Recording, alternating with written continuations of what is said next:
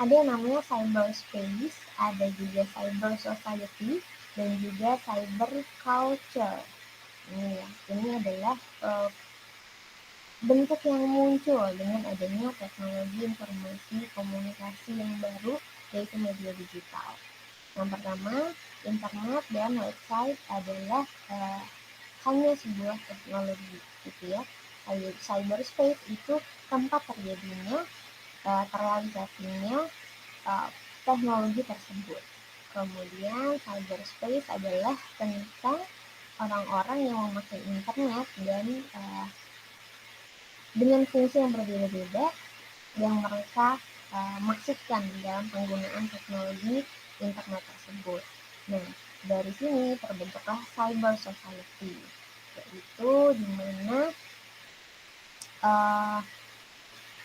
komunikasi yang dimediasi oleh internet ini kemudian memperantarai kehidupan sosial manusia, interaksi sosial manusia gitu ya, yang akhirnya menciptakan kehidupan sosial masyarakat, kemudian melalui interaksi-interaksi, hubungan-hubungan yang terjadi, identitas dari orang yang melakukan komunikasi itu sendiri, dan juga komunitas-komunitas yang kemudian terbentuk.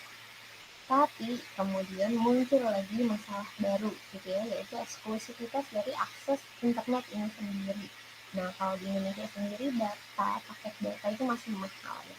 Beda dengan negara-negara maju yang sudah menyediakan internet secara gratis untuk warganya.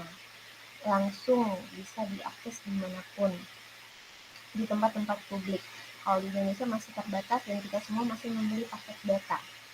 Itu pun masih banyak di daerah-daerah pelosok-pelosok Indonesia yang masih belum kebagian teknologi sinyal, dan saat ini juga sedang disegerakan oleh pemerintah untuk mereka bisa segera mendapatkan aksesnya sehingga terjadi pemerataan akses ya terhadap internet.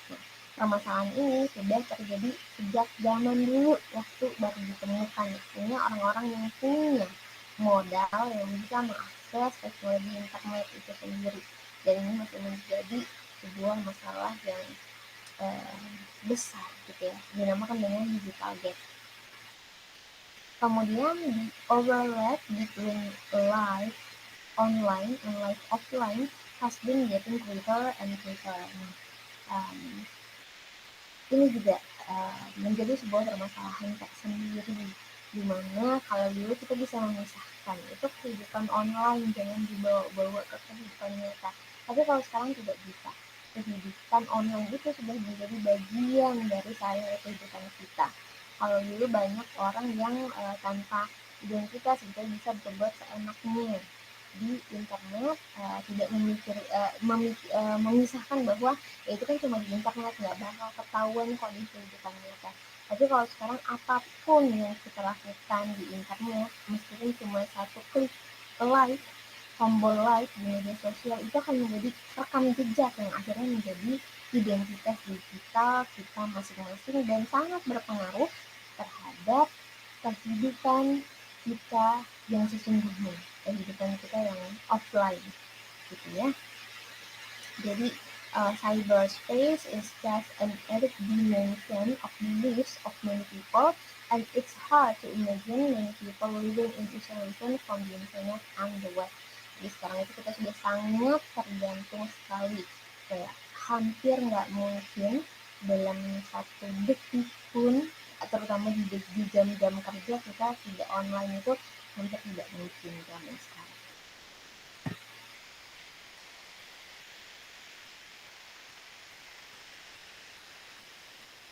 Nah, ini gambarannya seperti ini ya. Kalau dulu itu cyberspace dan real world itu terpisah, kita bisa bolak-balik datang gitu ya.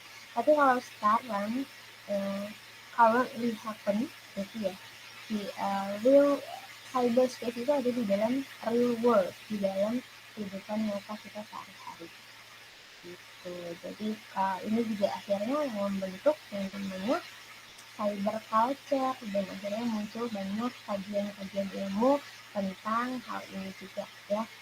Oke, di sini dikatakan bahwa the overlap between cyberspace and the real world is great, besar gitu ya. So great in fact that the difference between what's cyber and what's real is sometimes impossible to tell.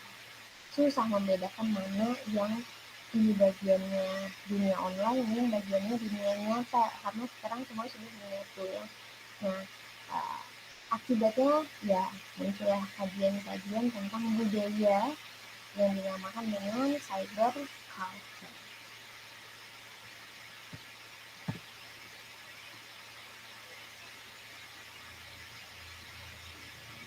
Oke, nah teknologi yang bisa kita gunakan ya dari internet ya yang banyak banget dikaji oleh para pelajar di dunia. Itu pada awalnya adalah email, kemudian research dan menulis. Ya.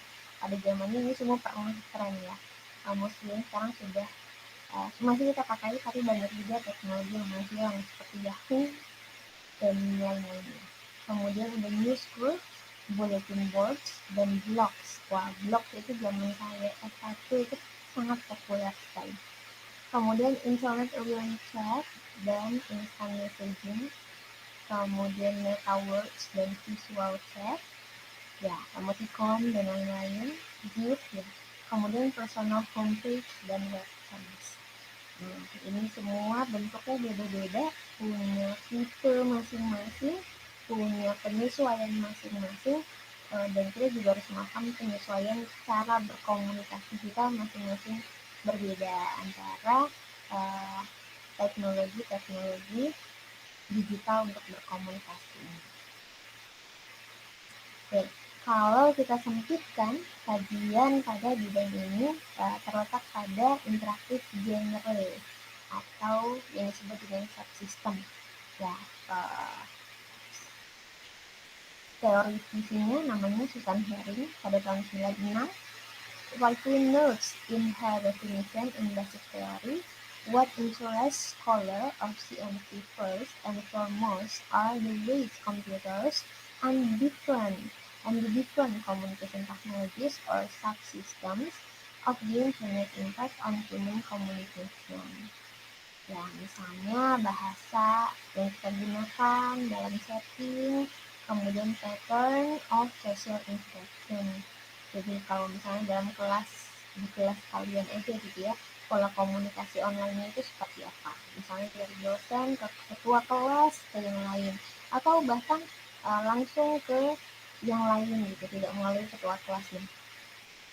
Pola-pola komunikasi ini kemudian bisa bentukkan menjadi banyak dari semakin kompleks.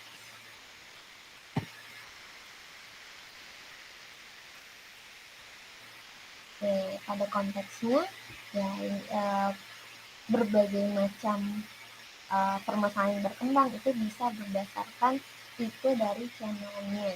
Misalnya kalau kita pakai email dengan webpage itu pasti beda ya, dan itu kan berdasarkan teks, kemudian bisa grafik juga, visual juga, kemudian berdasarkan partisipannya, tipikal-tipikalnya seperti apa, apakah perempuan, apakah laki-laki, apakah orang tua atau orang muda gitu ya. Kayak misalnya Instagram aja, siapa yang banyak pakai, generasi mana, kemudian Facebook juga, siapa yang banyak pakai, Twitter juga, untuk generasi yang mana, pola komunikasi yang terjadi seperti apa, kemudian interaksi sosial yang terjadi seperti apa, apakah ada komunitas-komunitas yang terbentuk.